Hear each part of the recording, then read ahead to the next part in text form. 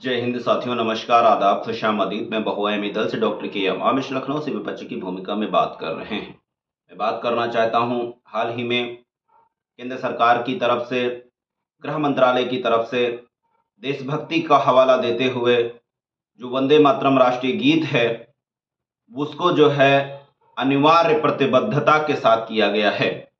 ना गाने पर देशद्रोह जैसा मुकदमा लगाकर 3 साल की जेल करने का प्रावधान किया गया है। क्या देशभक्ति जबरन थोपी जा सकती है? क्या सम्मान किसी भी व्यक्ति या पार्टी का जबरन किया जा सकता है? शायद ये थोपने की चीजें नहीं। ऐसे में जब उत्तर प्रदेश का चुनाव आगामी 26 निकाय चुनाव और 27 सर पर है, उत्तर प्रदेश देश का रास्ता तय करता है, तब बीजेपी विचारधारा मनवाद के तहत एक विभाजनकारी और तुष्टीकरण की राजनीति का एक गंदा बीज बोया गया है, जिसके परिणाम भयानक हो सकते हैं। मुस्लिम समाज के लोगों की भावनाओं को ध्यान में रखते हुए बहुआयामी दल के माध्यम से कानून का हवाला देते हुए सरकार को, कानून मंत्रालय को, महामहिम राष्ट्रपति को और गृह मंत्रालय कानून मंत्री को एक ज्ञापन प्रेषित किया गया है। मजे की बात यह है कि भारत के प्रधानमंत्री कार्यालय पीएमओ ऑफिस से संबंधित समस्त सचिवों की प्रधानमंत्री के ऑफिशियल ईमेल को गूगल से हटा दिया गया है। ऐसे में ऑनलाइन ज्ञापन भेजना एक चैलेंज सा बन जा रहा है।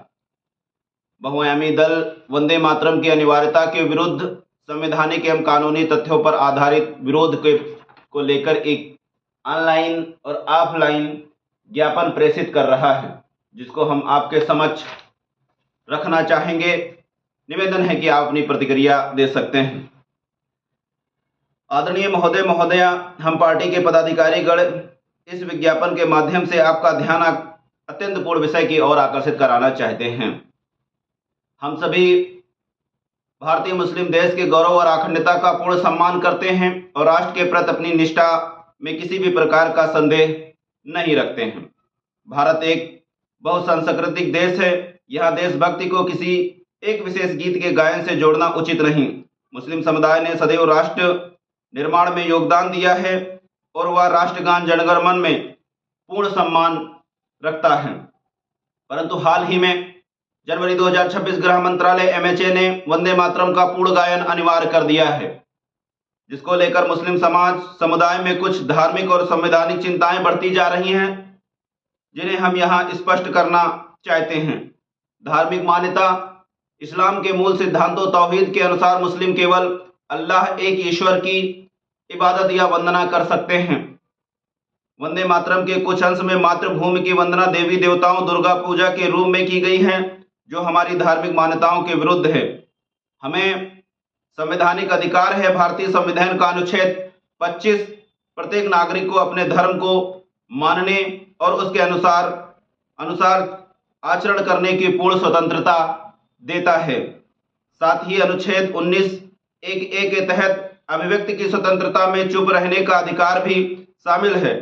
सर्वोच्च न्यायालय के फैसले को ध्यान में रखते हुए विजय हुमिनन बनाम केरल राज्य 1986 मामले में माननीय उच्च न्यायालय ने स्पष्ट किया है, यदि किसी का धर्म उसे किसी गान को गाने से रोकता है तो उसे जबरन विवश नहीं किया जा सकता, बशर्ते उसका सम्मान करे और सम्मान में खड़ा हो। बहुत अफसोस के साथ यह कहना पड़ रहा है कि भारत के कुछ राज्यों, खासकर उत्तर प्रदेश के मदरसों में आए दिन सरकार के द्वारा अनिवार्य करने आदेश प्रस्ताव दिए गए हैं। क्या मैं पूछना चाहता हूं आम जनता से, कभी ऐसी भारत पर मुसीबत आन पड़ी हो और भारत में मुस्लिम निवास करने वाले साथियों में से मुस्लिम समाज के लोग आगे न बढ़कर आए हों?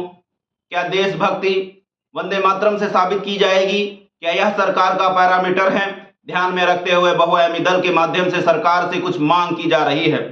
राष्ट्रगान के गान को स्वैच्छिक ही रखा जाए, इसे अनिवार्य न किया जाए। राष्ट्रीय गीत जो भी भारतीय अपनी धार्मिक मान्यताओं के अनुसार इसे ना गाना चाहें, उसको विवश न किया जाए।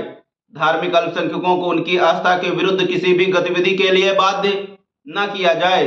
लोकतंत्र की मर्यादाओं को ध्यान में रखते हुए जबरन ठोकने की राजनीति के बजाय सहमति की राजनीति अपनानी चाहिए की जाए। इस नए नियम को राष्ट्रीय सम्मान अपमान निवारण अधिनियम 1971 के प्रोटोकॉल के साथ जोड़ते हुए 3 साल सजा का प्रावधान किया गया है।